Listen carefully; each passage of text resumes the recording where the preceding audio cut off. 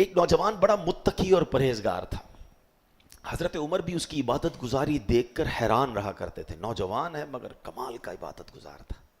اور جب وہ نوجوان عشاء پڑھ کر گھر جاتا نا رات کو، تو راستے میں ایک خوبصورت عورت اس کو ملتی تھی روزانہ اور اسے اپنی طرف بلاتی، گناہوں کی طرف بلاتی.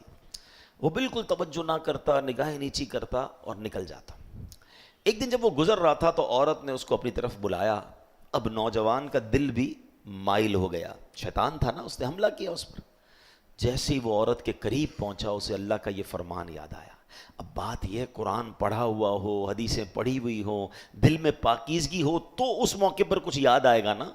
جو پڑھائی صبح سے شام تک بری صحبتوں میں ہے، فلمیں، ڈرامے، گانے باجے، شراب کی محفلیں، اس کو کیسے یاد آئے گا؟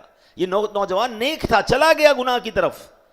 کیا یاد آیا کہ اللہ قرآن میں فرماتا ہے بے شک پرہیزگاروں کو جب شیطان کی طرف سے کوئی خیال آتا ہے تو وہ فوراً حکم خدا یاد کرتے ہیں، پھر اسی وقت ان کی آنکھیں کھل جاتی ہیں. شیطان حملہ کر بھی دینا نیک پر، اگر واقعی پرہیزگار ہے تو اللہ کا حکم یاد آ جائے گا اسے اور وہ بچ جائے گا.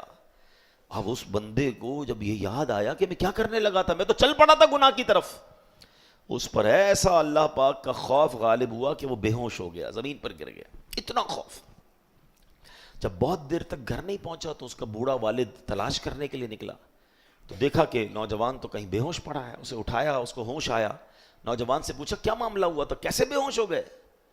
اس نوجوان نے شرمندہ ہو کر اپنے والد کو پھر یہ واقعہ سنایا کہ میرے ساتھ ایسا ہوا. مگر جب یہ واقعہ سنایا دوبارہ آیت کریمہ پڑھی یہ والی، ایسا خوف خدا دل پر طاری ہوا کہ چیخ ماری اور اس کی روح ہی اس کی جسم سے نکل گئی.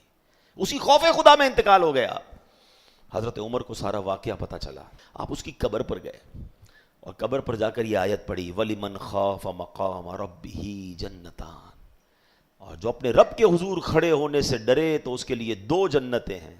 پتہ ہے کیا ہوا؟ اس کی قبر سے آواز آتی ہے اے امیر المومنین، بے شک میرے رب نے مجھے 2 جنتیں عطا فرما دی ہیں. ہائے ہائے ہائے، یہ ہے اللہ کا خوف، یہ ہے رب کی بارگاہ میں پیش ہونے کی فکر. اس نے حرام چھوڑا کہ اللہ دیکھ رہا ہے، اللہ نے اسے 2 جنتیں عطا فرما دی. ادھر تو ڈھونڈ ڈھونڈ کے حرام کرنا ہے، ادھر تو تلاش کرتے لوگ کہ بتاؤ کدھر کون سا حرام کام ہو رہا ہے، کون سے ملک میں آسان ہے، کون سے علاقے میں آسان ہے، کدھر جائیں گے تو زیادہ معاذ اللہ انجوائے کریں گے. سوچتے نہیں کہ میں جدھر بھی چلا جاؤں میرا رب تو دیکھ رہا ہے نا، میں اللہ سے تو نہیں چھپ سکتا.